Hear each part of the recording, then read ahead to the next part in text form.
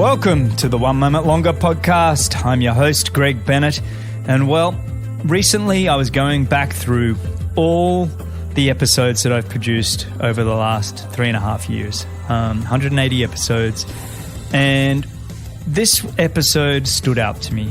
And I spoke with my producer and I said, look, we got to put this one out again. This one was very special to bring together four of the greatest athletes to ever do the sport of triathlon. The Olympic gold medalists from 2000, 2004, 2008, 2012 and 2016, all on the one show together. Simon Whitfield, Hamish Carter, Frodeno and Alistair Brownlee. All good mates, legends of the sport. It was such an honour to have them all join me for this episode. And what makes this episode even more special was that Christian Blumenfeld listened to this the night before he won the 2021 or 2020 Tokyo Olympic Games. And he mentioned that in his post-race interviews that it was this episode that he said, hey, I want to belong with that elite group. And Christian came onto the show very soon after this episode. But I'm putting this episode out there again. It's one of the ones that I feel most special about. Completely honoured that all of them would be prepared to come and have a conversation with me on this show. So I hope you enjoy it as much as I did. And remember, success comes to those who endure just one moment longer. Well, the Olympics are finally here. And if you're like me, you've loved the Olympics since you can remember. I've always enjoyed watching the best in the world just battle it out on the big stage, and none more so than the sport of triathlon. I've always pondered, what does it take to win on that special day, and what it must feel like crossing the line knowing that you are the Olympic champion? And how does that heavy medal affect the rest of your life? Well, I've decided to get some answers, and today I have all of triathlon men's gold medalists on the show. 5 gold and 1 silver between the 4 of them. Men that I have raced and trained with, and men that have conquered the world and have been heroes to their respective countries. All of them I just incredibly admire and would call mates. The men that you would just share a beer with and just all-round top blokes. They've all been on the show at least once, and you can find their past episodes on your podcast app of choice, but never have they all been together on the one show. And I'm feeling very honoured that they've all agreed to come on, and amazed that we were able to coordinate all the times from all the corners of the world. So welcome back to the Greg Bennett Show, Simon Whitfield, Hamish Carter, Frodeno and Alistair Brownlee. How are you guys? Yeah, great. Hi. Good, and you? Good. Well, today, because there is so many of us, I am going to kind of just point to one of you at a time so we're not talking over, so the listeners can actually understand what some of us are saying. But before we go on, thanks again for coming on. I really just want to discuss all of your individual Olympic experiences and the impact of that gold medal on your respective lives. And then I want to discuss this Olympic Games and your predictions. But before we go on, I want to have each of you tell me where you are in the world and what are you up to. So we'll start with you, Simon. Where are you, mate? Oh, there you go. Well, first of all, I want to say that you sent that email out, Benno, and I just couldn't believe I was on this list. So I just honestly, I put my phone down for a second and I was like, oh, I can't believe I'm on that list. That's just insane. And to each of you, I just think the world of you. As great as it is to hear your voices, I'd love to see you in person. I live on Quadra Island, just off Vancouver Island. I spend part of my time in Victoria, which is on the southern tip of Vancouver Island, and part of my time up here on a smaller island, a little more remote and a little bit away from it all. Between my partner and I, we have 5 daughters. So life is full on with kids and activities and all the great stuff. But most of our time is spent at the lake, out hiking, just generally outside. What keeps me busy in the day is working with VeloFix mobile bike shops. We have 150 franchises throughout North America. So that keeps me very busy, and working on a couple of different other activities. But all in all, it's playing tennis, getting out hiking, and all in all, adventures. That's awesome, mate. Well, we should get together and play tennis. That's become my sport of choice recently as well. Brilliant. And Hamish, mate, we just got you up at 5 a.m. or whatever it is in New Zealand. Thanks for coming on, buddy. What are you up to? Yeah, so I'm in Auckland, New Zealand. So, yeah, kind of grew up here and haven't really gone that far. like Simon, I sit here. I think what we've all achieved grows beyond ourselves in a way, and you do reflect on it and think, did I actually do that? Was that actually me? It kind of feels like it was somebody else because, are we worthy to be on this call? It's pretty special group, that's for sure. I spent 10 years working outside of sport when I retired, and then recently I was back involved in a number of sports, and now I run the high performance program for Triathlon. And to be fair, I'm not sure that's where I really wanted to end up, but it's really neat trying to help the sport be successful again when, you've been in the sport for such a long time, and it's amazing to see the athletes coming through now. I tell you, they're so much better than I was. I'm so pleased I'm not racing anymore. And Alistair and Jan, you guys are still racing, so it's amazing how good we've got as people or humans at triathlon. It's just incredible. So that's my full-time job, and I mostly really enjoy surfing if I'm not working, and I've really got into jiu-jitsu, which I'm really bad at, and like I wasn't a natural sports person. I am just crap, but I get beaten up every day and I kind of seem to enjoy it, so go figure. But if you want a sport to do something totally out of your comfort zone, I highly recommend it. It's awesome. That is brilliant. Have you put on a bunch of weight then with that? No, I can't put. I'm about 2 kgs heavier than I raced at, so that's something else that doesn't make sense to me. I should have put on some weight, and that just hasn't worked out. Mate, that's brilliant. And I couldn't. You said earlier about where the sport's, where it's at now, and just. Well, Alistair, you're still in the thick of it, mate, apart from being laid up with a bit of an injury. But it's absolutely just incredible. The amount of times I've said on the show, actually, just I'm so glad I had my career when I did, because this next group have come through. It's absolutely outstanding. Now, moving on. Alistair, mate, what are you up to? Currently, I'm sat at home in my house, which is in Yorkshire, icing my ankle. We're trying to keep it up because I had the surgery 4 weeks ago, and I've just started doing a bit of training in the last few weeks. So I've been out for a long ride in the Yorkshire sunshine today because it's actually really quite warm. I had to stop for water twice. It's so hot. It's at least 20 degrees. So just generally happy that I'm doing a bit of exercise again. In general, obviously, I've been training and, competing a bit this year. I was trying to get to the Olympic Games, and that was my goal, and that didn't happen after really struggling with this injury that came out of nowhere 3 or 4 months ago. But yeah, it's fantastic to be here, and really awesome to talk to all you guys. I've been saying so much over the last couple of weeks in the lead up to the Olympics. The Olympics has been part of my life since I remember staying up to watch it in 96, but then as a 12-year-old staying up through the night. I'm pretty sure it was the latest I'd ever stayed up as a 12-year-old to watch Simon win in Sydney. So yeah, literally inspiration for me that inspired me to go training and go out the next day. I clearly remember watching Athens 4 years later and Hamish, and then London won the bid to win the Games in 2005, and I was still a schoolboy, and at the time it felt so far away it was irrelevant to me when a teacher said to me, "Isn't it amazing that London have won the bid?" And I was like, yeah, it's cool, but it's irrelevant to me. It's never going to happen. And then obviously it did. So yeah, the Olympics is been a massive part of my life, and really that's down to all you guys and triathlon becoming an Olympic sport.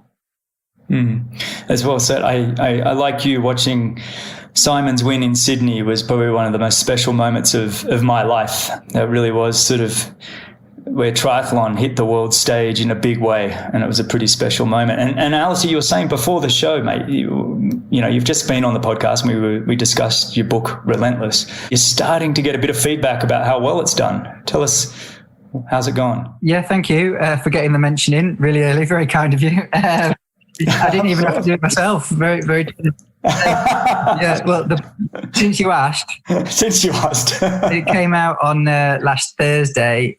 So we're now on Tuesday. Hasn't been out for a whole week, and it's made it into the top 10 bestsellers this week in the UK. And I've checked on Amazon where it is in the charts probably 100 times. At least one of those times it was on top for sports books, sports and hobbies. So many other times it hasn't been number one. So I think it's doing okay. I think it's doing great, mate. Well, congrats again on that book. And Jan, mate, I can't believe you're willing to take the time when you've got this big tri battle on Sunday. But before telling us that, where are you? What's going on? What's happening in your world? Yeah, thanks, Greg. No, again, I was actually quite surprised that when the email came and everybody's like, "Yep, let's do it," and I'm like, "Really? Are you sure?" And I kept thinking one of us would have something to pull out. So I'm also really, really stoked to see everyone get together. It's honestly, it's a nice memoir to get into the swing of things. Big week for us. We're here in Germany, in Allgäu, which is in the beautiful Alpine region of Germany, where we've somehow managed to find a flat course to do this tri battle on the weekend and have a bit of a hit up with Lionel Sanders and see how fast we can do 226K. And I'm not icing my ankle, but I've also got my feet up and just hoping to get a bit more rest for what's been a shaky couple of weeks. It's been, I think your last Ironman was an indoor Ironman. Now you're doing one that's kind of a dual. It's interesting the way your career path has kind of gone. You're looking for new and exciting avenues. Is that kind of a part of it? I mean, is Kona Ironman still the focus for you, or how does that work in? Quite honestly, I'm just getting old and I'm running out of opportunities and time for Ironman to get their shit together. It's just every week there's a race being cancelled or postponed or being put too close to Kona when it may or may not happen. And I just figured really I'd like to get in another big challenge while I can, while I'm healthy, and seeing Alistair a few weeks ago struggling with injury, it just puts it ever present again. It's just no one's invincible, and you kind of have to really take the opportunity when it's there. And so we just decided to try something new, and in these times, quite frankly, beggars can't be choosers.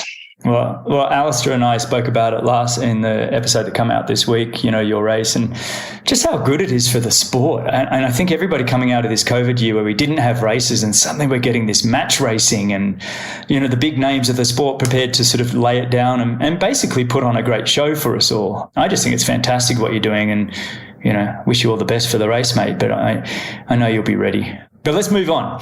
Today, we're actually recording 10 days out from the men's race, the men's Olympic race in Tokyo.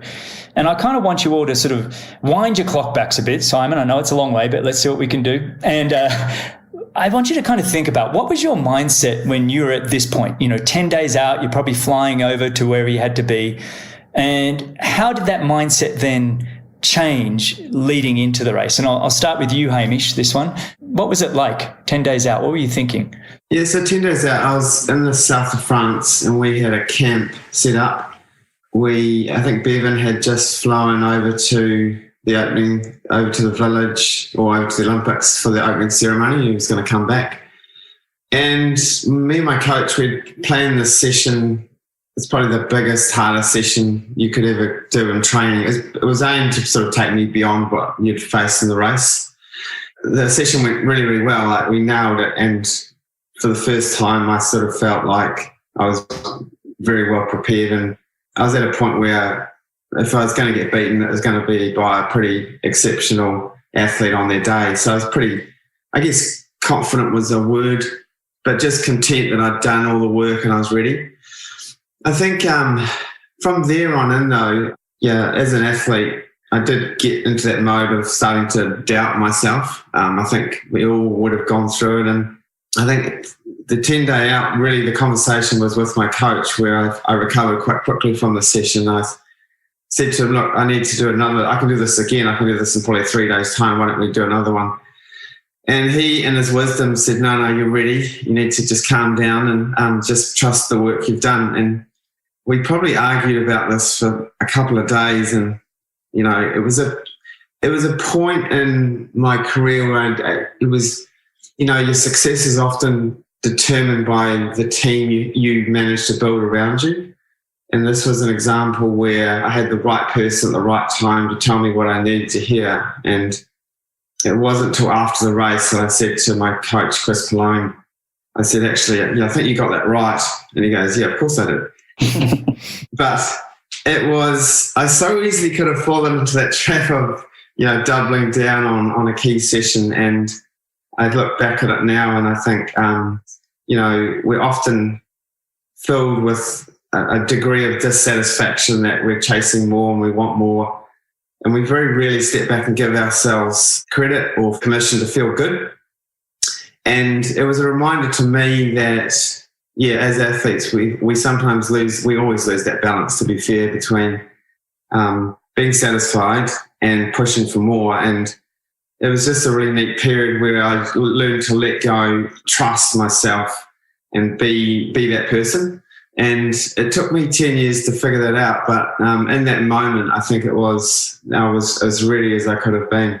I think that's a really great answer in the sense of explaining the kind of the roller coaster ride of confidence, or as Alistair mentioned in his book in the last episode, we talk about self-belief, but how it can kind of be fleeting and waves up and down. But if you have that right team and the relationships around you, it can really be empowering. And so by the time you got to the actual race start on the route on the pontoon, what was your mindset like right at that moment? Well, I've sort of gone through 3 days out. I've gone through this real roller coaster is exactly what it was. I completely freaked out before the race and I thought, I can't do this. I'm not ready. And I broke down and I just lost my shit. And I called my wife back in New Zealand. We had young kids and I was crying and I said, I can't do this. I'm not ready. I don't feel, And she just said, look, pull yourself together. You're fine. And it was just, again, the right people around me were able to have those conversations at the right time. And for me, walking out onto the pontoon in Athens, I'd practiced what I was going to do. And the point was I was going to walk out there. I was going to smile and I was going to just look around and feel good and who I was and where I was. And just put the race away to one side and just think, here I am, and this is a really cool moment. And allowing myself to enjoy that point, I think I was very calm and focused. I wasn't distracted by what was about to happen. And I think I started quite close to Greg.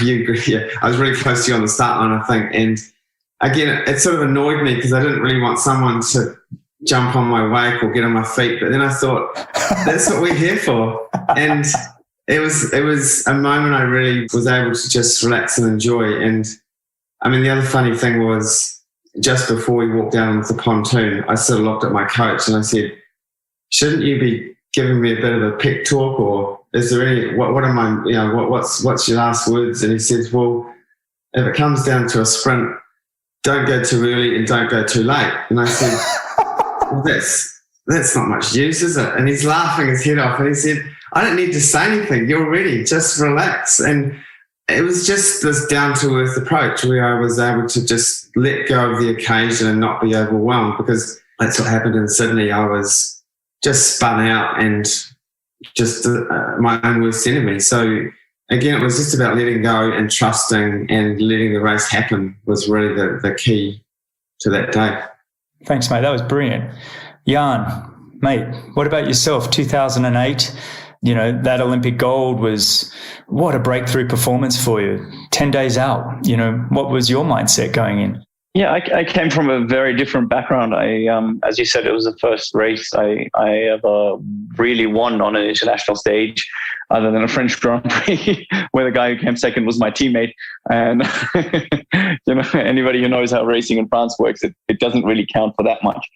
But 10 days out, we were still in Jeju in South Korea, where we decided to hike heat acclimatization. And it was round about then that I woke up in the middle of the night and sweat drenched, actually in my dream had won the race. And that was a pivotal moment for me because it was the first time that I could believe it. Because up and until then, I had done all these things and I'd done all the preparation, and we'd gone in, sort of convincing ourselves that Javier Gomez is beatable, because at the time he was winning pretty much everything. And Daniel Unger and myself, we were, training mates and best mates and doing all this work together. And really, having a good crack at being at the very best we could be, and still having done well in the last season, and having trained really well with Daniel and having outdone him in a few sessions, I still in my mind couldn't picture myself winning that race. So even when I saw the finish line in the last moment, there'd always be somebody shooting past. And that's why that was such a pivotal moment where I sort of disappointingly went back to bed realizing it was just a dream. But as it goes, it came true to not too much after that, when we flew over to Beijing, and against all odds, we actually decided to stay in the village as well and soak up the Olympic vibes, when really most of the teams, at least most athletes that I know, were staying out on the course. And, it was about a 45-minute drive or something like that, which, at the time is obviously when you're trying to avoid all stress and kind of nuisances. And that really was still a good decision, because we were able to soak up the vibe of the Olympics, seeing all the athletes come home with their medals and celebrating. And it was really something that made it so much bigger again and so much more worth fighting for, that it was, I think, the key moment that gave me a lot of energy for that race. I like that. So it was almost like this, it gave you that arousal state of being around other gold medals. You could almost see it and taste it. So it made you feel like, hang on, maybe I want one of those. When you were standing on the pontoon, when you had just walked out, was there a sense of confidence, or was the doubt there? Can you remember what that felt like? Yeah, I remember that we sat in the call-up area, and it was smoking hot outside. It was ridiculously humid, and I could see the worry in I think it may have been Jared Shoemaker's face, who was sitting just opposite, and it was really what I needed to see, that I was in a very happy space. I wasn't actually worried, or I wasn't stressed. And somehow I realized that there really is only one opportunity here, and it can change your life, but it really will only change your life if you win. And that's something that my mentor had taught me, our high performance coach at the time. He was like, really, unless you win a gold medal here, your life is not going to change at all. And that was something that made me see it as an opportunity rather than a burden. I like that. That's pretty cool. How you can flip that kind of psychology around to be in a happy place, I think, and see somebody else worrying, I think is brilliant. That's fantastic. And now, Alistair, where do we start, mate? 2012, 2016, I guess there's differences but similarities for you. Take us through, I guess, both of them, if they're different, or, London Olympics and Rio Olympics, the 10 days out, you somewhat the favorite for both. What was your mental state like? Yeah, I consider myself really lucky to have made it to 2 Olympic start lines in pretty much the best shape I could possibly be in.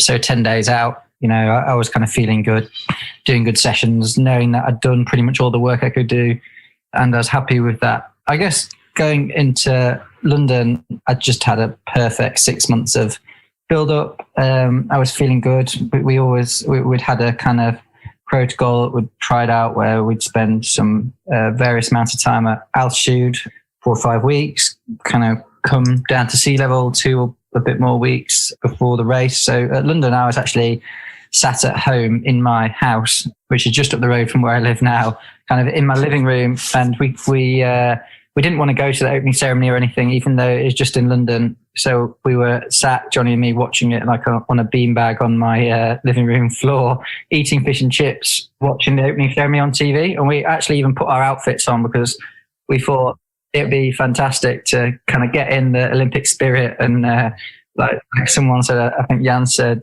just have that Olympic vibe as a bit of a performance booster. So yeah, we were sat there in the living room, kind of knowing that we'd done most of the training we could do, and we're pretty happy with that. And everything had gone well. I mean, I was really confident 10 days out from London. I knew that as long as I went and executed, I was the fittest I'd ever been, and I'd won pretty much most of the races I'd raced in the few years before, and I was even better than that. So I knew I was in good shape. I was just making sure that nothing happened untoward, and just trying to do all the little bits to make sure I arrived on the start line in the best possible shape to go out and execute. I knew it was a massive deal. I knew it was a once in a lifetime opportunity. It was my chance to win the Olympics. Didn't know if that would come around again. It was my chance to do it at home. Like I said earlier, I'd known about that race for 7 years. I couldn't walk out down the street literally without someone saying, "We're looking forward to seeing you win the Olympics." And I was thinking it's not quite that easy, but anyway. And it was good. In Rio, 4 years later, I mean, I was still in a great position, not quite in the same position I was in London. I'd kind of had a little bit of a niggle, I guess, and training hadn't quite gone as well. But I knew I was in a good place. I knew I'd done everything I could in the lead up. I was training as hard as I could.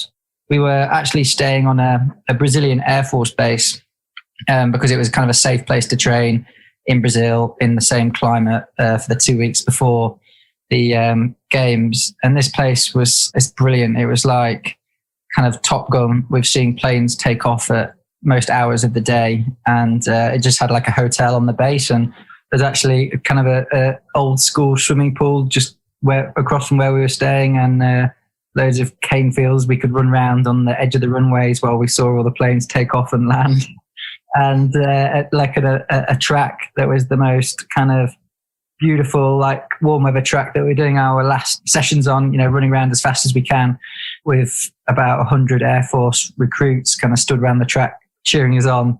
And it was just a actually really cool 2 weeks with the whole team around me. I was lucky enough to go to 2 Olympic Games as well with the team, the Great Britain team, focused around Johnny and me doing well with some kind of support athlete in Stu Hayes, and then Gordon 4 years later. And the effect of that was really cool because it just meant 3 of us were preparing for the race together, training as hard as we could, pushing each other on, and we're kind of in it together.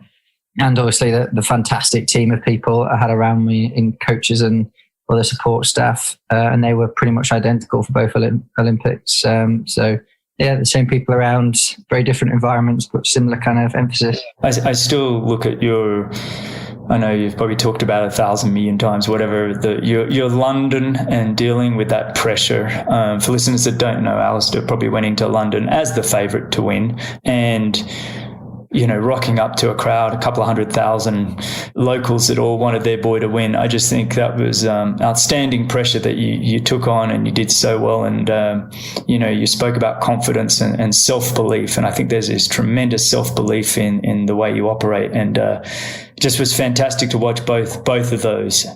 And now, Simon, mate, the Sydney Olympics, you and I did some work together before that one. And tell me about it, mate. If you can remember that far back now, it's 21 years ago almost since you ran down Macquarie Street to have that win. But the 10 days out, what was going on through your mind? Yeah, it's half a lifetime ago. It was fun. Just those magical moments coming into it. I had an opportunity to run with a Kenyan contingent, the warm-up track, I think 2 days before. And I went to high school in Australia. I graduated from high school from the step to the opera house. And all those things just culminated with getting to the start line in a place that was just a real joy for racing and an attitude. Wasn't there to win, I was there to perform. And it paid off. And as Hamish is telling on the pontoon, I fondly remember, I don't know if Hamish remembers this. I said, as we got there, that I hope the sharks don't eat us. And Hamish, just leave me alone. And Hamish, I didn't have any pressure going into that. This was just an opportunity to perform. I think that is linked to Alistair, your story there, just that level of pressure and to perform like that. Yeah, and you've done since then at Kona and rising again to that level of pressure, just my mind that you're able to do that, to handle that. Let's again just touch on some of your races. You all had either sprint finishes or had to surge away in the final kind of kilometre or two from 1, 2, 3, 4 people. for me, there's something there that trying to understand what it took for you, that strength inside. And was there a moment where you felt like you had it won? I'll throw to you, Jan, on this one. Was there, you had that tremendous sprint finish, one of the all-time great sprint finishes in Olympic history, I think, with yourself, Simon, and Bevan Doherty and Javier Gomez. Do you remember a moment there of digging really deep and finding a strength? And was there a moment that you're like, okay, I got it? Yeah. So if you guys remember, the course in Beijing was a 4-lap course on the run. And we basically, they built this pontoon, which we ran on for the top of a U-shaped course.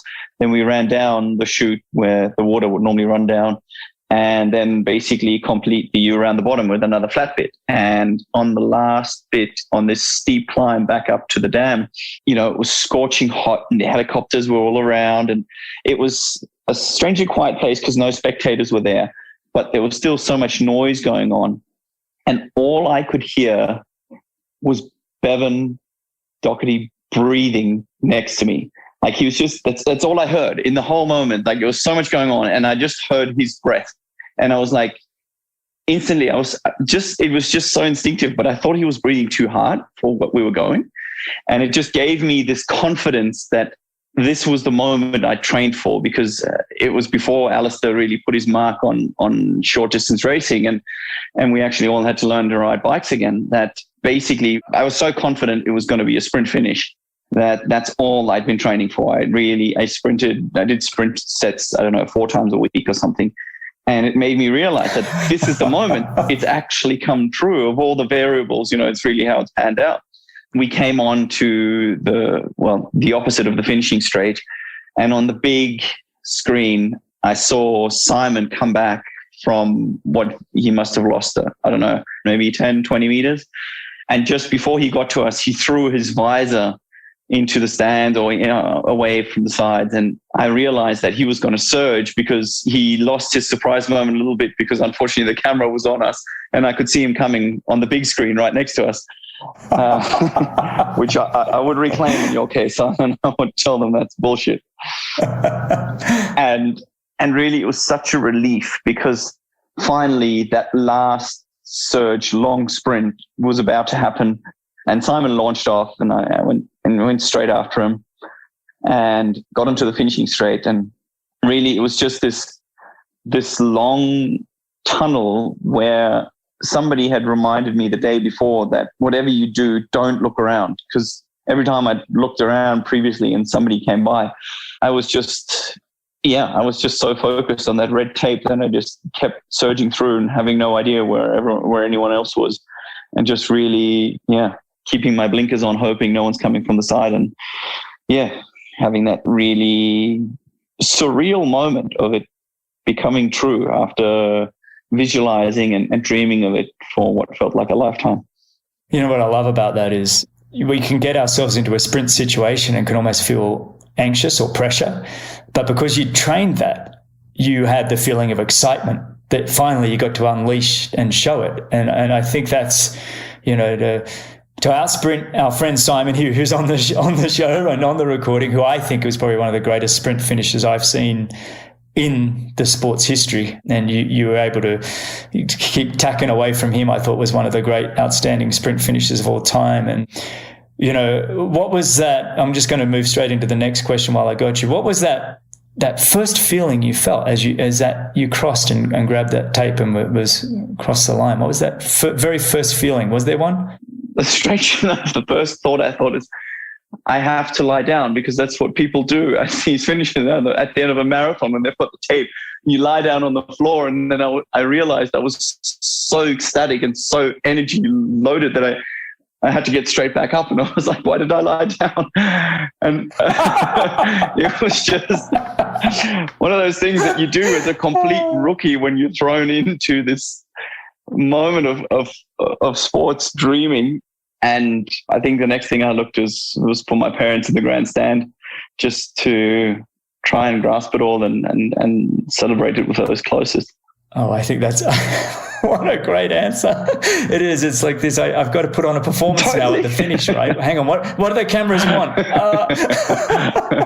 I think that's brilliant and very unexpected answer. That's fantastic. Alistair, mate, you basically, both of your races surged. You didn't really have to have the sprint finishes so much. You kind of got a gap with a kilometre or so to go. But at those moments for both of your gold medals, was there something deep inside? Was there a feeling then that you knew you had it won once you had the gap opened? Yeah, so in London, my tactic was basically to go out as hard as I possibly could. And I was actually looking at the scoreboard, the clock, and I knew that I ran out on transition on a certain time. And I knew that I'd run the first lap in pretty close to 7 minutes. And then the second lap in 7:15 or something to give a really fast first 5K. And Johnny and Javier were still with me. But to be honest, there was a moment in London, you kind of ran up and then you ran over this bridge, you did a dead turn, and then there was a downhill back onto the side of the Serpentine. And about a kilometre in, Johnny came round me and I straight away knew that he was trying to slow it down. And I was fairly confident from that moment I was going to win. It's just one of those moments I was like, yeah, I must be running really quick if he's trying to slow it down when we're going to run a K.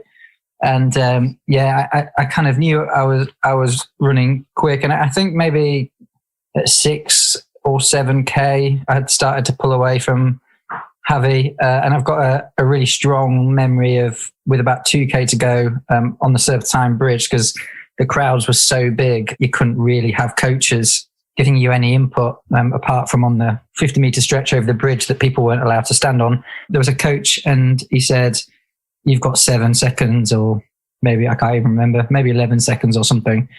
And at that point, I was obviously doing the maths, 2K to go, 7 seconds, 3 seconds a K, unlikely. I kind of obviously knew I had it won, but still had to run super hard. And I was running down the last kind of K on Serpentine Drive, and it was just awesome. I saw people, friends leaning over the barriers, people I went to school with at Hansine, coaches. There was coach loads of people that came down from my, the running club that I've run with, swimming clubs, where I went to school, university, and I was just seeing various flags and T-shirts of all these groups of people leaning over the barriers, and the noise was just incredible. But I was really conscious afterwards that I hadn't enjoyed those last few hundred meters of the Olympics. So even though I had a gap, I must have been running as pretty much as hard as I could. In Rio, kind of rather infamously now at 5K, Johnny and me were running on our own, and Johnny says to me, relax, slow down. And obviously straight away, I knew that meant that was the time to put the boot in. So I speeded up, got a gap very quickly and went straight over to a 16-second lead, and knew I'd won. And with a couple of K to go, and then I said, right, get yourself to the last K, make sure you don't mess it up. And in the last K, I was like, now is your chance to enjoy it, take this in, and make the most of the opportunity like you didn't get before. So I had a whole K of enjoying winning the Olympics in Rio. Wow. You know what? I'm still stuck on the fact that you ran the first 5K in London in 14:15 after a pretty tough bike. And I know both Simon and Jan felt that. Well, actually, Simon, you had a crash, didn't you? You didn't probably feel any of that. But just absolutely incredible running. And what I love about that is that you actually have had the opportunity to go win 2 gold medals, and the second one, really recognize that you want to enjoy that final last kilometre. It's just outstanding, mate. Brilliant. Simon, how about you, mate? Running down Macquarie Street, you're in second place. What did it take to outkick and come around at the end there? We're running down the last bit there was more about staying away from Dmitry Gag from Kazakhstan. He was charging hard, and I had started to resign myself to the idea that any color medal was good. And then as I came up, I was trying to stay away from him. As I came up on Stefan Vukovic, it was I realized that this was my opportunity to hear the anthem. It was he'd made a bit of a tactical error coming down the Macquarie Hill. He'd moved over to the inside, and the center lane was more of the direct route.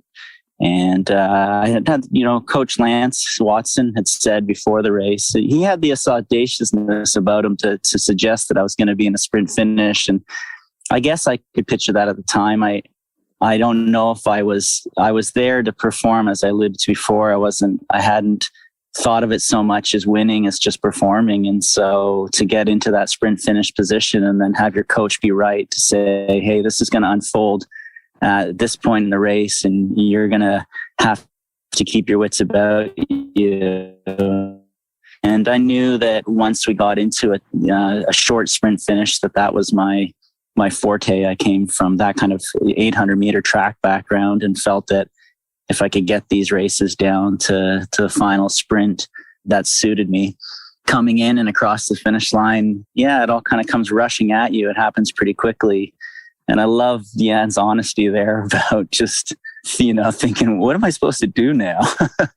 That was all, that's so honest. It's so true. You have this flood of this, like, you're captured in this moment, and you've worked so hard to this place. And then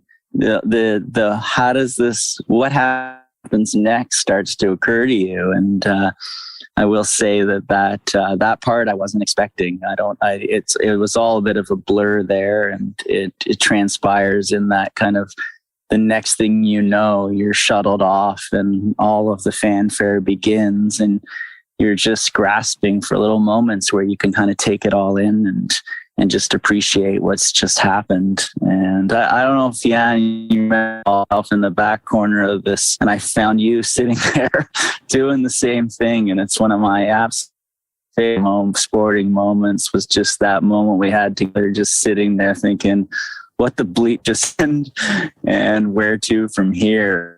It does happen quickly. It happens. It happens in a way that you haven't rehearsed, you've thought through.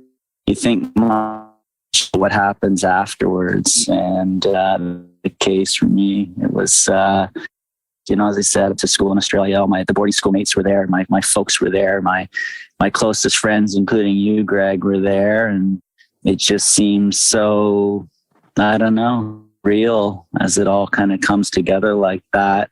And then just hearing each of you relive it, to be small parts in those stories and to be brought back to it all. It's just the magic of sport. It's truly such a wonderful thing. That's really well said, mate. I love the honesty of all of you, where it's kind of like you cross the line. It's like, hang on, now what am I meant to do? Hamish, mate, you had an unbelievable. I did not ever think that you had a sprint. I've sprinted you throughout my career, and you and I are probably the same. No, we're okay, but I never thought of you as a sprinter. And you ran away from Bevan Doherty, who I'd regard as a sprinter, to win your 2004 Olympic gold. Mate, how did you make that happen? And when did you feel like you had it won? And then I'm finally on that same question, your first feelings when you crossed the line as well. Yeah, you're right, Greg. I never was renowned for being a fast finisher.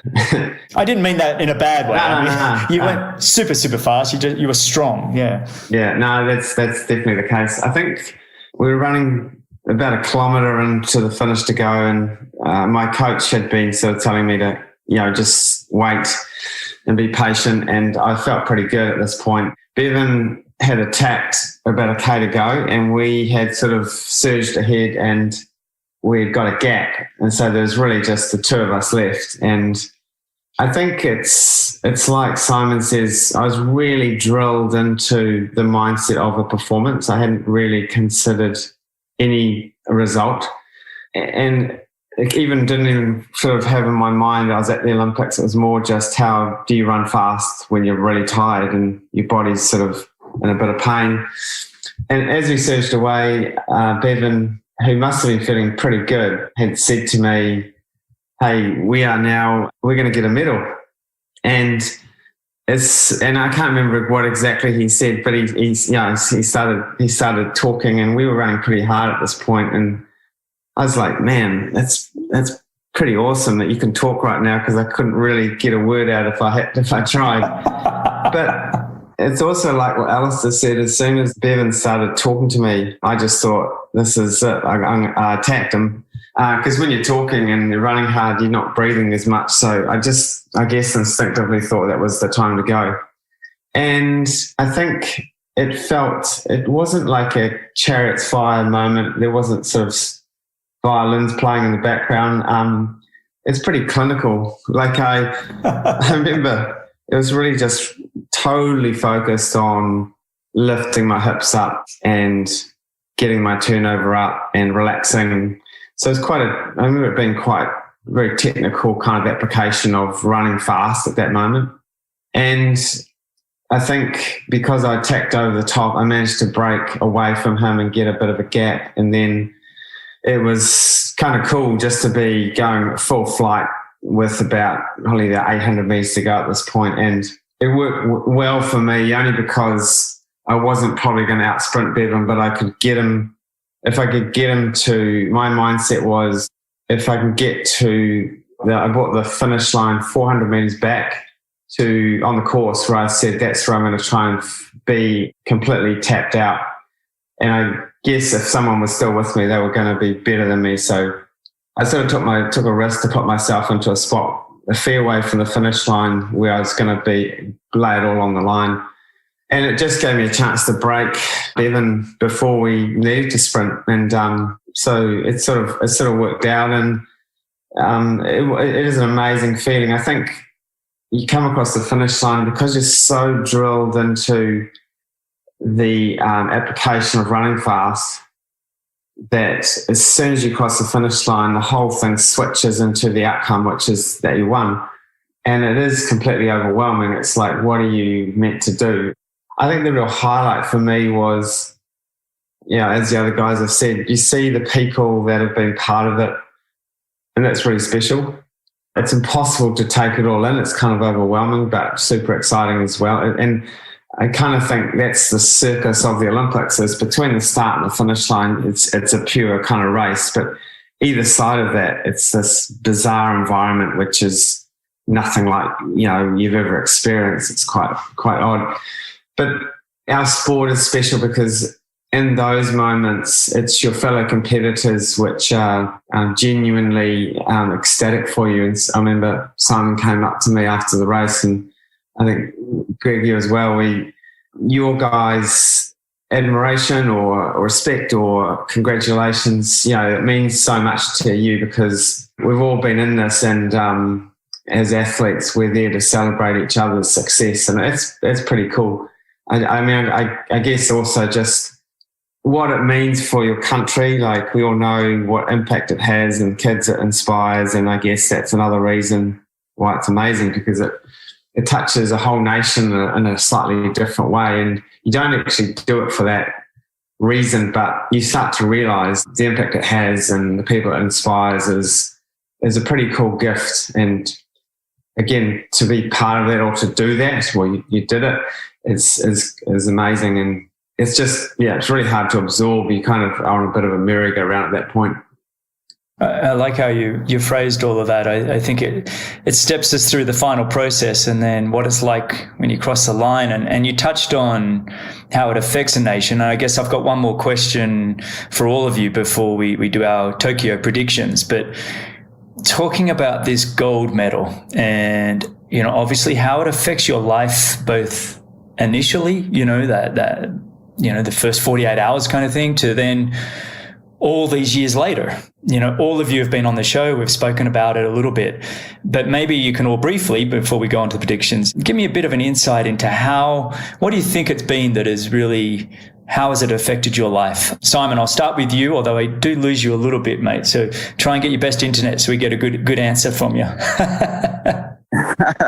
Well, I guess that's part of it, isn't it? I found myself living a little bit off the grid just because it does have an effect. You lose your anonymity, you become recognized, and it's wonderful. And I've had incredible moments with people who have shared their Olympic experience of watching that Sydney race or Beijing or following my career. It's as wonderful as that is, and as touching as those stories can be, it can be very overwhelming. I think I found So I've tried to find a balance in all that where it doesn't become everything that you are and that you do, and your whole entire story doesn't just revolve around being that Olympic guy. And we talked about this on your podcast. That's being certainly my journey on this one.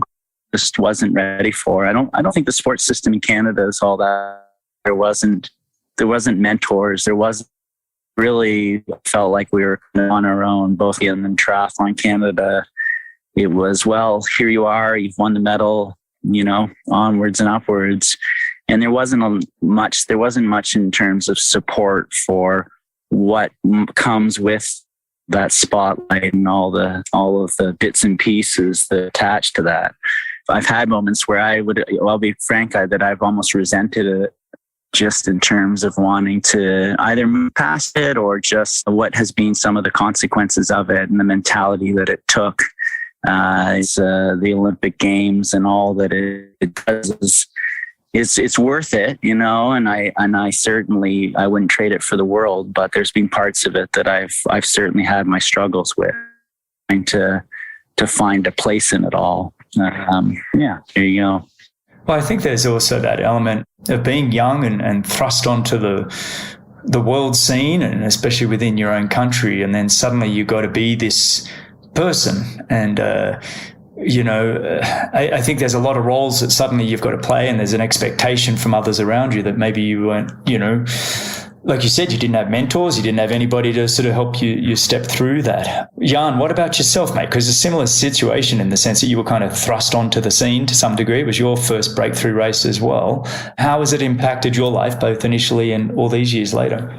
Yeah, I think my journey was probably a little bit different. At the time, my motivation was also very different.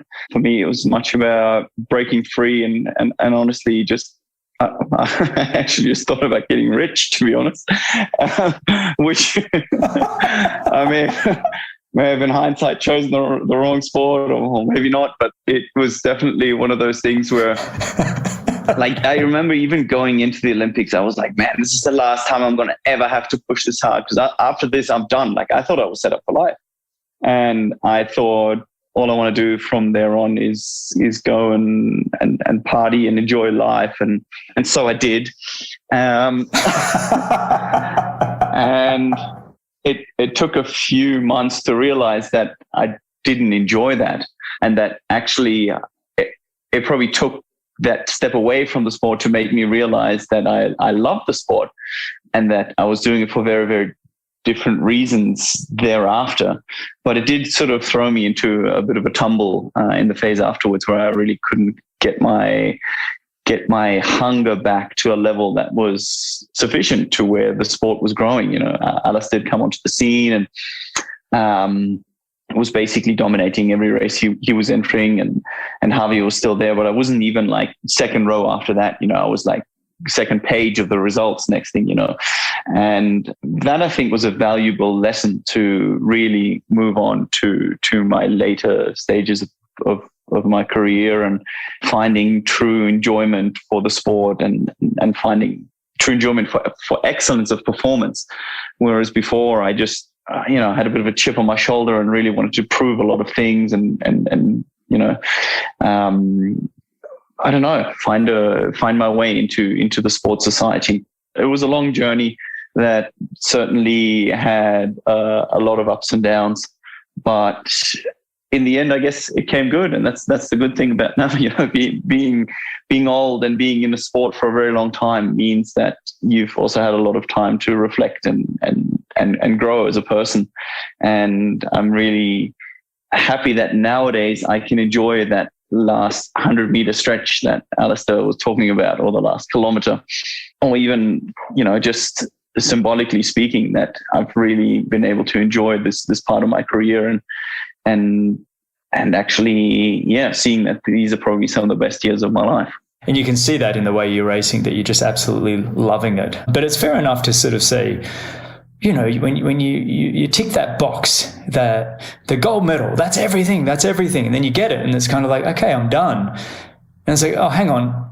but I love the sport too. What else can I do to keep that sort of motivation going? And then you're getting slapped in the face by these young guys, Alistair Brownlee and Johnny and Javier Gomez. And suddenly it's like, come on, let's get going again.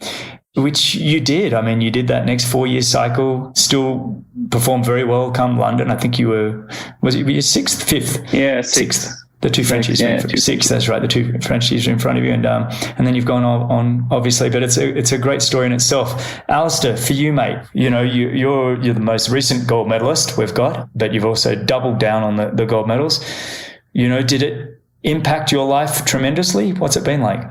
Yeah, absolutely it did. I think similar to what everyone else has said, you kind of cross the finish line and your time isn't your own for a period of time is the first thing. I think the second thing is you don't know what it should feel like, kind of what to expect, because it's this thing that you've been working up to the whole time. And you don't know how to feel. And in truth, there was hundreds of emotions. A very strong one in London was relief that I had actually kind of done it and pulled it off, along with happiness and contentment and everything else.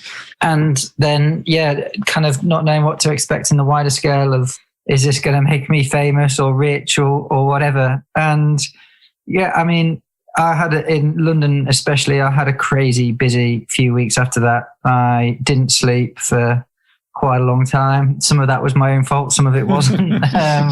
I was doing very late nights and very early mornings and sleeping in cars as I was being driven around London to do various events. And it was absolutely amazing. But ultimately, I think about 10 days after the race, I'd flown back to Leeds in a helicopter, being greeted in Leeds by a crowd of people to say, welcome home, and been to like a Leeds kind of parade where in the town square in Leeds, like thousands more people had come to welcome all Olympic athletes. And it was just crazy. Like, I could go out for dinner and someone would pay for my dinner, and I could go to a nightclub and just get let in and have everything for free. It was like a crazy few weeks and months. And I had a kind of 10 days after I went swimming, I think my normal, whatever it is, morning swim at the pool that I swim most of the time. And kind of was like, right, what am I doing here? And I wasn't there for any real reason. I didn't really have a goal of anything to do. And I thought, okay, dive in. And, dived in, warmed up. And about half an hour later, I found myself racing, I think Johnny or whoever was in the lane next to me. And I was just like, this is just what I do. And it was kind of a real period, kind of moment of realization that actually, like, winning stuff is cool and fantastic, and I achieved this goal. And actually, I was then in the post-Olympic kind of lull of like, you've achieved this massive goal and done this thing. And actually, it kind of didn't feel, I don't know, what I expected. I didn't know what to expect, but it didn't feel how I expected. And you hear other sports people talk about that.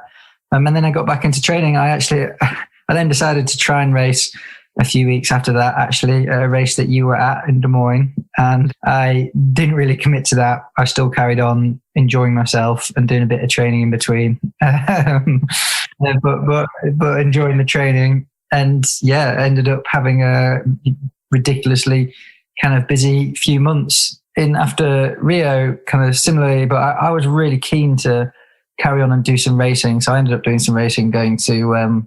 You were in Beijing with me after Rio. Beijing, yeah, of course. You were there as well. Yeah, so you're always wasting me post your Olympic golds. I'm the guy that you take it out on. That's right. Yeah. Thankfully, I hadn't given myself alcohol poisoning in between that one. So I was actually okay at that race. And then I went straight to Cozumel afterwards, which ended up in the public sphere being a far bigger deal, and completely weird that as an athlete, you for both Johnny and me, you win Olympic medals, and that is the top of your sport, and that's how you think it is. And I flew home after that and was even busier, I think, for a few weeks of just crazy interest and stuff around both of us. And it was like, you're all talking about this event that happened, and but we saw it as a massive failure, an athletic failure. By the way, we won 2 Olympic medals a few weeks ago. Why does no one want to talk about that?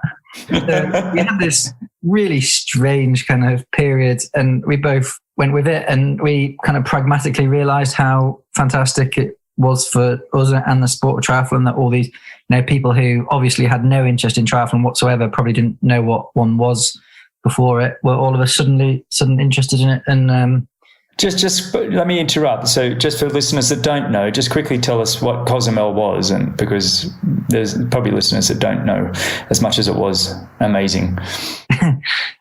So Cozumel was the grand final, so last race of the ITU World Series that year. It was in this ridiculously hot tropical island of Cozumel in Mexico. Did the race. I was running around in second, kind of third place with Henry Schumann. Johnny was about 15, 20 seconds in front of us. I'm thinking, this is it. Like, season's done. Johnny's going to be world champion. I've won the Olympics. I was already thinking of how quickly I could get a beer after I crossed the finish line, and thinking, yeah, I'm fantastic. I've got more moments of enjoying myself. All great. I remember the last corner, and Johnny's like stumbled into an official and generally looking pale and not good. And in a period of less than a second, I decided to grab him and basically start pulling him, carrying him towards the finish line.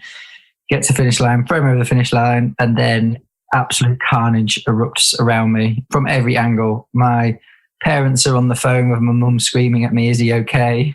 And I'm like, "Yeah, I'm not sure right now, but I hope so." Johnny is on intensive care bed with a lot of people looking very stressed.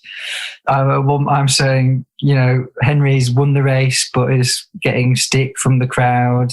People accusing me of cheating and breaking rules, and I had to kind of explain myself on that front. Everything was delayed, like hours and hours, because they couldn't decide what to do with giving out medals and all sorts. And all this carnage was going on, and then I went to bed that night feeling completely despondent, thinking, "Oh no, what have I done? Yeah, Johnny's in hospital. This is a disaster. I've broken the rules for the first time ever." I don't.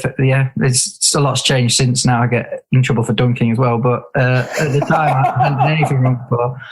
And I went to bed that night after a few beers, because it was the end of the year, and woke up the next morning, and I remember turning on my phone and it was just going mental. Like the kind of response to it was like nothing I've experienced, way bigger than either Olympics. And yeah, I was just in this crazy position of, why has this caught the attention of people compared to, what we as athletes think is valuable and it captures people's attention, which is winning races. No, but and I remember saying it on our first podcast we did together, I think it showed a really great human side to it all. I think all of you guys, I put all of you on pedestals. I think you're all amazing and everything else. But when you really see that human side come out and that brotherly love, and I think that's what the world is drawn to when they see that real human side of brotherly love. And I whether it was brotherly love or you're just like, God, just get him across the bloody line, and the way you threw him across the line was hilarious. But it really, I think, it really was a special moment in sport. And but it is fascinating to hear that you've had your 2 gold medals, and yet that moment was even bigger. That's just extraordinary. Hamish, I'm missing you on that one, mate. I'm sorry. I've got you on my notes here. Before we go on to predictions, Hamish, I want to talk to you, mate. How did that gold medal affect your life, both initially and later on? Yeah, I think as Simon's saying, it's quite difficult to know what to expect. I guess everyone has their own experience. There's definitely a period of time when you come home and it's pretty overwhelming. It definitely continues. Like, there's periods where you just want to move on and be someone else because you're just always that person. And that can be quite tricky. I think I struggled with living up to an expectation that if I'm an Olympic gold medalist and that I should be exceptional at everything else I do, when pretty quickly, I actually can't do much else. That's about as good as I am. And so you need to learn to reset yourself, I think, and go, just because I was that, it doesn't mean anything about anything else, really. And I think that's where having balance and something else in your life is really, really important. I had a really good manager at the time. We really did focus on making quite a lot of money. And I think I lost myself in that. I had some fantastic organisations which had supported me, so I really felt I wanted to give back to them. But my manager at the time was also really big on, because we got into this point where we were always having conversations and I would always be like, how much are they going to pay me? And it was like Roger had the presence of mind to say, who have you become? Like, are you kidding me? And so we made a real conscious effort to keep doing stuff for nothing and try to do school visits and try to make time for stuff which wasn't paid. And I think those things were really important. But yeah, there's definitely moments where you kind of wish you could give it back because it just kind of follows you wherever you go. It's not a bad thing. It's just what it is. But I think mostly it's the joy that it gives other people and to share it with them is, although you're talking about the same thing that happened a long time ago, it's still something that you have a gift. And I think it's important that you do take the time to share that with other people because it does inspire others to do things. And so we feel fortunate to be in that position. I remember on our episode, you described it once that if you were a car mechanic and you worked on one car really, really, really well, you could have worked on 1,000 other cars as well, but people are just going to talk about that one car that you did a really good job on, and it can kind of get a bit old talking about the same car. That stuck with me when you said that. But you're in the position now with, being the Triathlon New Zealand High Performance Director. Let's move on to the final part of the show and the predictions for this Olympic Games. Let's start with you, Hamish, because I've got you here, mate. So just quickly, let's go through the men's podium, women's podium, and the team relay. Who do you think? Well, yeah, look, first of all, I'm not going to put names on that. I just, don't feel comfortable doing that. The interesting thing about Tokyo is going to be the fact that all the athletes are coming into this race from a completely different position. The games have been postponed by a year. It's going to be super hot. There's going to be heaps of restrictions around movement. And there's just not been a regular build-up that other athletes have been able to do because of restrictions and travel, and there's not as many races, and there's not going to be any crowds. So in a way, I think it's going to throw up some real challenges, and who knows what's going to happen. I kind of enjoying just sitting back, and it's just going to be a bit more of a pure performance, and the Olympics part may fade into the background a little bit. I agree. And you've also got the mixed relay and the individual race, which is another new component for these athletes. And I think it's great the games are going ahead. And I think, we do have to be conscious of keeping the Japanese public safe by sticking to the protocols and health and safety. But how this race unfolds, it's going to be unique. And look, it could turn into a triathlon. The swim could be cancelled. There's so many things that can happen because of the heat and the water quality. And I guess in this role, we've looked at every contingency, and in the back of my mind, there's so much that can change from what you'd normally expect. And so, I just don't think we can approach it like a normal race. But I am really looking forward to it. It is neat to be in this role and just to help a group of young athletes get through and onto the start line, and then the rest of it's up to them. Yeah, I agree, mate. Well, thanks for your very political answer, politically correct. That's not what I'm hoping for, but I am with you on the sense that I think the athlete that's going to be very successful is going to be able to adapt quickly to whatever circumstances are thrown their way. And it seems to be changing every day we get closer to the race. Jan, mate, can you step through and give me, you're not in a role like Hamish is, where he's Triathlon New Zealand High Performance. You've been incredibly authentic all show. You've told me everything. Who are you predicting, mate? Come on. You know what? I would like to see Flora win. I just feel like she's gone through a lot of difficulty and tough times, but on the bike, with the swim, there could be a group getting away, perhaps with Jess Learmonth and her and a couple of others. So I don't know. She's someone I've kind of looked forward to seeing go well. I think the British have got a few strong athletes, Georgia Taylor-Brown in there for sure. The boys, I genuinely, not only that I want to see him win, but I feel like he's flicked the switch this year, and he's genuinely focused on this one race.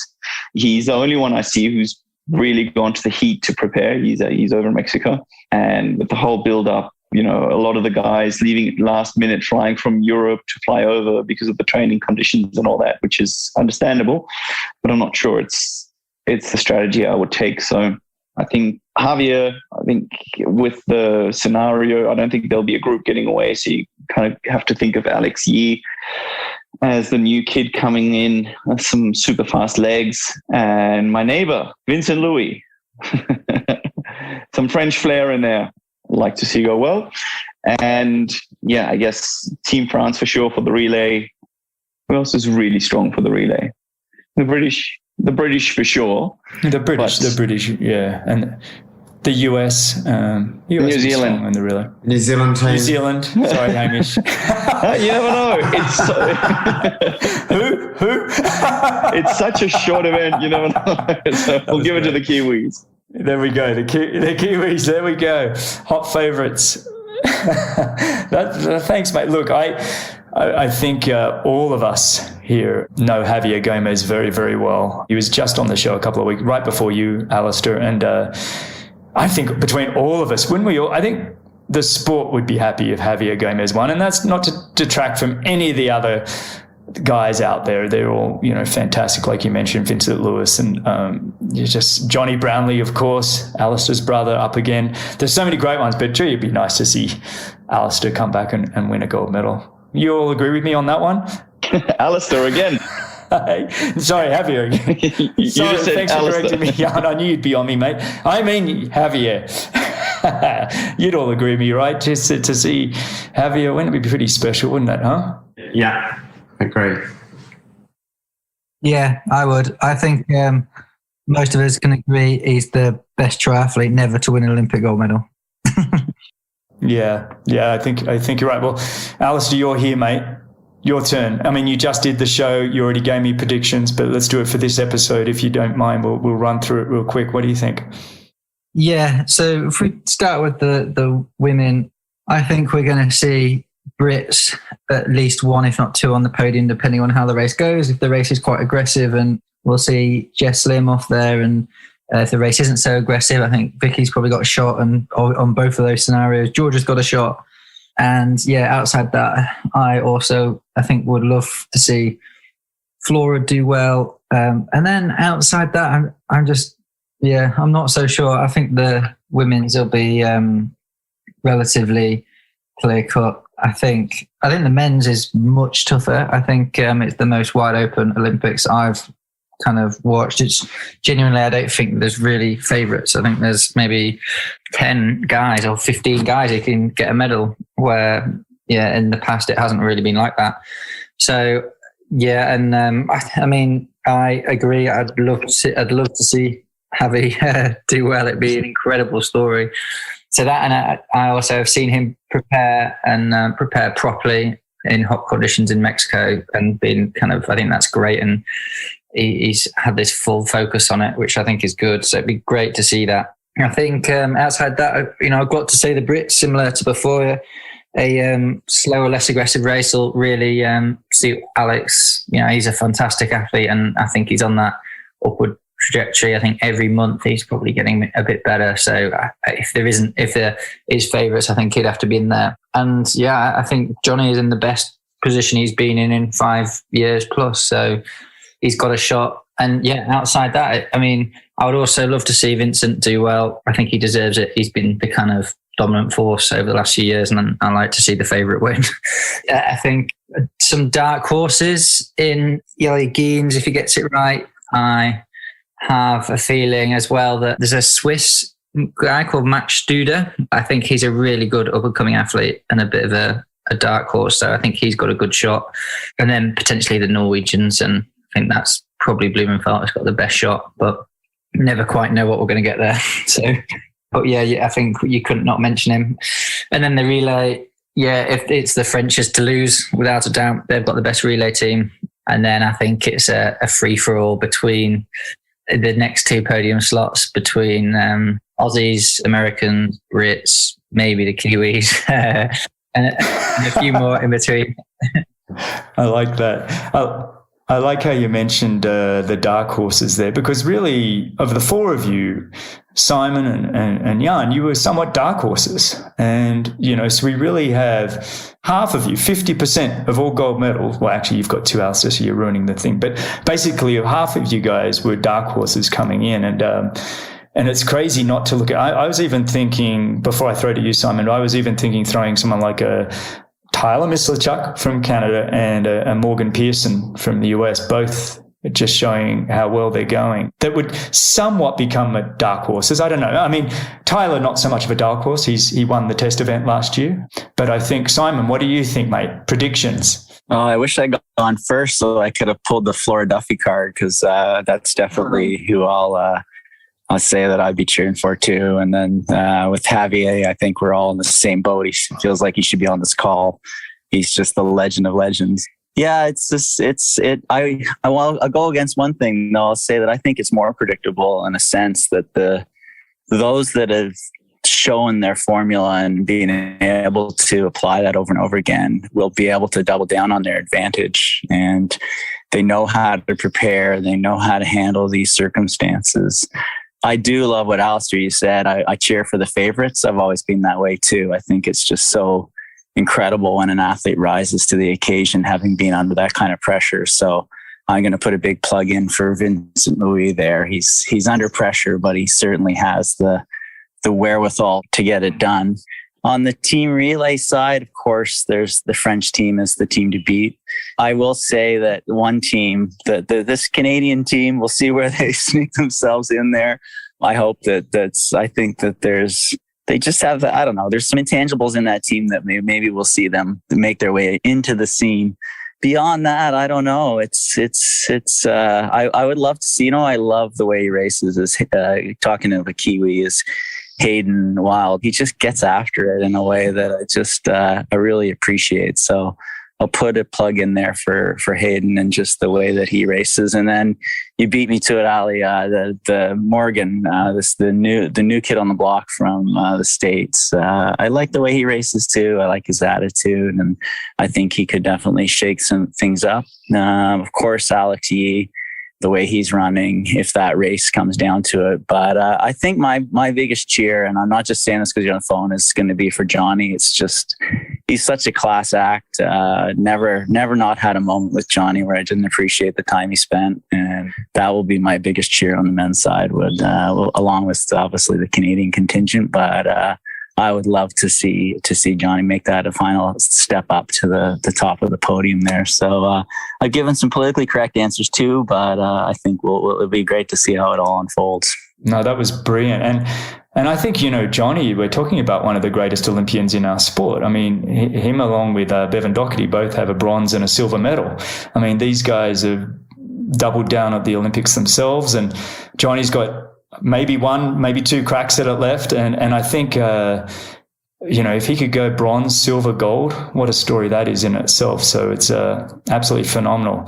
Well, guys, this has been absolutely a real thrill for me. And I've really been excited about this. And I can't believe I'm getting just to have all of you, sit and chat with me. And I know it's all different hours of the time of day for all of you. And I really, really appreciate coming on. Any of you got anything you want to say before we go? And this might be a bit of talking over each other, but if you got anything you want to finish with, let me know. Otherwise, it'll be crickets, and then I'll wrap up. I just think it was a great idea. Well done. Oh, thanks, Alistair. I appreciate that, buddy. And for you, and you coming back on, mate, 2 weeks later with all that you're going on, I really appreciate it. So thank you. I really appreciate it. I want to share a quick favorite moment that I had with each of you. Actually, I told you my favorite moment was being in the Olympic Village there, and also a moment running in Saarbrücken. You invited me so generously to come and train with you, and we had a particular run one day out there. It was just the two of us, and I just couldn't believe I was able to get out there and have that experience with you. Alistair was on the double-decker bus in London in 2011, and you were under so much pressure. You were just handling it so well going into this build-up to this big race, and the two of us sat up the top of the double-decker and just took in the city of London. And Hamish, It's when you gave me the cat. You came and stayed with us in Victoria, and at the end of our trip, you in the most New Zealand way, you said, "I got you a present. I got you a cat." And it's the worst cat anyone's ever had, Turnip. But it was the funniest thing that's ever happened, was to say, "Here, you're welcome. Thanks for having me for the cat." And Benno, there's just too many to remember, but it would definitely, I guess it would be the grog bog, driving back from Port Macquarie way back in the day, and just the faith you had and that friendship that we developed over those years. So I thought I'd share those moments. No, thanks, buddy. Too many memories to share, but yes, the grog bog and picking you up at Port Macquarie in 1991, 30 years ago now. And here we are still talking to each other. Just fantastic, guys, to have you all on. Jan, you got anything you want to say, mate? No, I mean, I just just really on the spot. No, I'm done. Let me go to bed. No, I had this real smart ass comment of saying, "Simon, I'm glad you finally found your internet now that we're done." And then all these really nice comments come out, and I feel like a bit of an ass. So I really appreciate the time. Yeah, Simon, we didn't hear anything. You said during that whole show, but thanks for I knew it was too good to be true to be on this call, so it's all just part of my imagination. No, it's been a great pleasure hearing all the stories as well, and hearing the perspectives from all you guys. Yeah, you do. And Hamish, mate, thanks, Jan. Hamish. Yeah, again, same from me. It's a pretty special occasion to get together like this. I mean, we could probably go on for hours and we've probably only scratched the surface. But thanks, Greg, for the work you're doing. I think the stories behind the performances of athletes is really what inspires and gives, you always take things out of what other people's stories are and what they've achieved. So the ability to tell those stories and bring them to life is really, really special. So just thanks to you, and and congratulations, guys. It's an amazing group, and just Greg, just keep doing what you're doing, mate. Yes, it's been amazing to listen to some of your work, and even though you've been through this yourself, I often send your podcast to the athletes that I'm working with, because there's so many great insights and things to learn, and it's such a tough journey.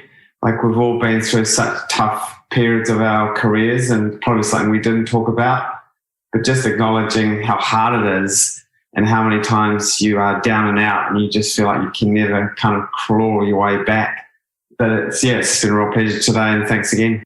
Well, I appreciate that, Hamish, and thanks for sharing the show, mate. This has really been a thrill, like I said, and just all of you taking time out of your busy schedules to come and chat. And hopefully next time we can all do it in person with a few beers in hand and just sit there and have a bit more of a laugh. But this was absolutely brilliant in itself. And everybody, thank you so much for listening. I really appreciate if you can just share the show, and any of your feedback would be wonderful. You can find all the show notes, timestamps, links, and coupon codes at bennettendurance.com/media.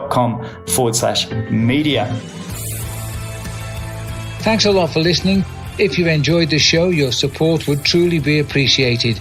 You can visit the Patreon page, or you can subscribe with your podcast app of choice. Don't miss the next episode, so subscribe and be notified. For show notes, if you want to know more, please visit bennettendurance.com.